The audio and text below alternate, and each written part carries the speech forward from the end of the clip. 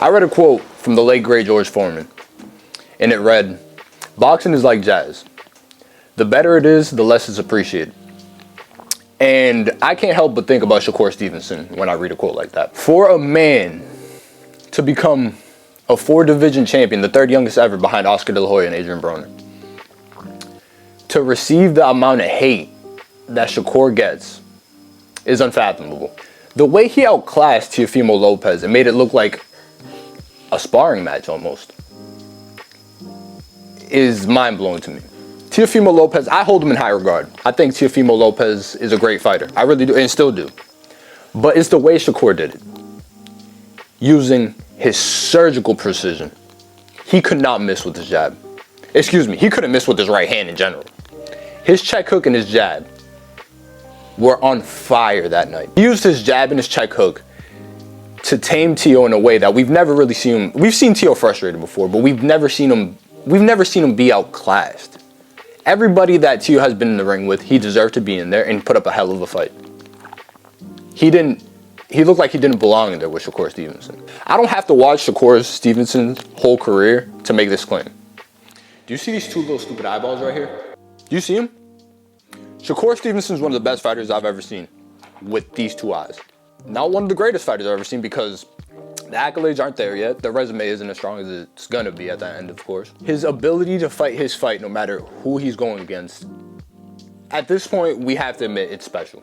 He's been so great at every level of boxing that he's been in. Like, look at his amateur career. He was a top-rated amateur. Goes to Olympics, wins silver medal. Comes to professional boxing at 126 pounds, becomes a 4-division champion, 2-time lineal. At just 28 years old, Shakur Stevenson has mounted a Hall of Fame career. He retires today, he'll be in the Hall of Fame. 100%. When we bring up Shakur Stevenson's name now, it would be disrespectful not to put him in the top 5 pound for pound, just with what he's accomplished in such a short period of time. And I could see him being a future #1 pound for pound fighter in the world. I want to touch a little bit on why he's so hated. I want to say because he has an afro like this is 1970. Like this is the 70s, bro. We're in the big 2-6, cut that shit off. People look at a young black kid from Newark, New Jersey, made something of himself, gave himself no excuse but to become something great. And a lot of people don't like that. For Shakur Stevenson to grow up fatherless, growing up with multiple siblings, helping raise multiple siblings, and becoming world champion and becoming something great, it's not easy for a lot of people to digest. He's also extremely cocky. He's a very cocky kid. I mean, if you see his interviews, he's very brash. But what is there not to be brash about? He worked his way up in a sport that's very unforgiving. And now we have to say he's one of the best fighters in the world. But the real reason people don't like him is because he's not in close fights. He doesn't let you just punch him in the face. And a lot of people don't like that, which I find incredibly funny because in a sport where you could die in the ring or you could get seriously hurt, he's found a way not to get punched and not have close fights. If we look at the closest fights in Shakur Stevenson's career, who are they? Edwin De Los Santos, a fight that he had an injured hand. And I'd be the first one to say I didn't find that fight particularly entertaining, but obviously when it comes out that he had injuries going into the fight, it made sense because he wasn't throwing his left hand. And it was close, but you could definitely tell Shakur was getting the best of him, even with one hand. De Los Santos didn't throw enough punches to try to actually win that fight. And then if you look at his second closest fight, it would be to El Camarón, William Zepeda. William Zepeda landed over 200 punches on Shakur. You would have thought that landing 240 punches against someone would lead to more success on the judges' scorecards. William Zepeda won 3 rounds against Shakur Stevenson. And that's his second hardest fight. There's a skill gap here, is what I'm noticing. There's an extreme skill gap that even when you touch him, he elevates his game in a way that even when you're fighting him uncomfortably, you could tell he's the better fighter. Clearly. There's no one in the world that thinks William Zepeda won that fight. I just think we have to start putting more respect in Shakur Stevenson's name, because boxers like this don't come around. They just don't. I think when it's all said and done, he has all the tools in the making to be one of the greatest fighters we've ever seen. Let's talk about the way he matches up with some of the champions at 135 pounds. Because by this time, he's been stripped of his 135-pound WBC belt. Fuck you, Mario Sulaiman. Disgusting organization. We have Abdullah Mason. Abdullah Mason, I'm a huge fan of Abdullah Mason. Huge fan. I think he's the next best thing. He's going to be very special himself. Abdullah Mason is too green right now for Shakur Stevenson. Shakur Stevenson will give him a boxing lesson. Shakur Stevenson versus Raymond Muratalla. Raymond Muratalla really impressed me versus Andy Cruz. He really did. But I don't see a way that Raymond beats Shakur.